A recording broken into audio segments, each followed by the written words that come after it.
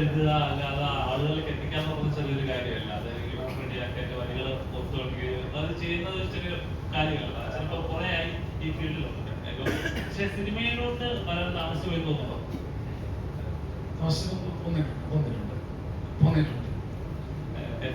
ശ്രമിക്കാത്തതാണോ അങ്ങോട്ടുള്ള എന്റെ ശ്രമം കൊണ്ട് വരില്ലെന്ന് ആഗ്രഹമുണ്ടായിരുന്നു. എന്റെ ശ്രമം കൊണ്ട് വരരുതെന്ന് എല്ലാ അവാർഡിന്റെ കാര്യത്തിൽ എല്ലാവരും പോളിസി ചെയ്യണം. ജിജു എന്നെ തേടി വന്നു. പിന്നെ ഞങ്ങളൊരു സിനിമ വലിയ പ്ലാൻ ചെയ്യണം. അപ്പൊ അതിൽ വ്യക്തമായിട്ട് ഒരു അടയാളം വെച്ചിരുന്നു.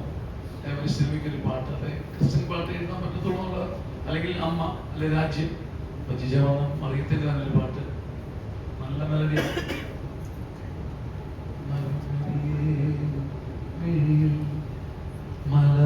മഴമലരായി പോയി കിണറുകളെല്ലാം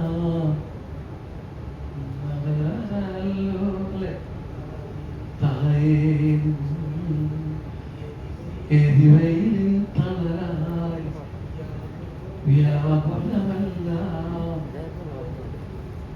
ഉണരുകയല്ലോ ആത്മാവിൽ തിരികെട്ടു പോകും.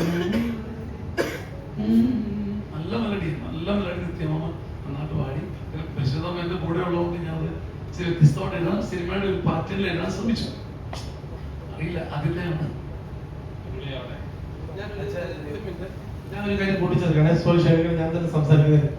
ഞാൻ ചങ്ങനാശ്ശേരിയിലുള്ള അച്ഛൻ്റെ ഓഫീസിൽ ഞാനൊരു ദിവസം അച്ഛനെ കാണാൻ വേണ്ടി ചെല്ലും. അപ്പം മുഷിഞ്ഞ് മാറിയിട്ടില്ലാത്തൊരു ജീൻസ്, ഒരു ചെക്ക് ഷർട്ട്, ഒരു ബാഗ് പുറത്ത് കിടക്കുന്നു, ഒരു തൊപ്പി വെച്ചിട്ടുണ്ട്. ഞാൻ അച്ഛനെ കാണാൻ ചെല്ലുകയാണ്. എന്നെ കണ്ട വികൃതമായിട്ട് തോന്നും. ഞാൻ അവിടെ ചെന്ന് അച്ഛൻ പറഞ്ഞു, അച്ഛൻ ഞാനാണ് സിനിമ ചെയ്യാൻ പോകുന്ന ഡയറക്ടർ, എനിക്കൊരു പാട്ട് അച്ഛൻ പറഞ്ഞിരുന്നല്ലോ അതാന്ന് പറഞ്ഞു. അപ്പൊ അച്ഛൻ എന്നെ കുറെ നേരം ഇങ്ങനെ നോക്കി.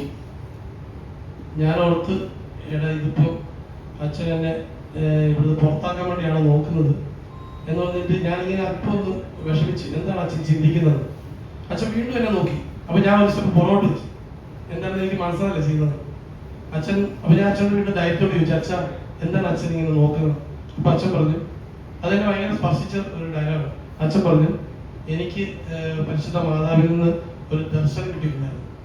ഒരു സിനിമ ചെയ്യാൻ വേണ്ടിയിട്ട് നിന്നെ അന്വേഷിച്ച് ഒരാൾ വരും, ആ ആള് നീ തന്നെയാണോ എന്ന് ഞാൻ നോക്കുകയായിരുന്നു എന്നാണ് അച്ഛൻ പറഞ്ഞത്.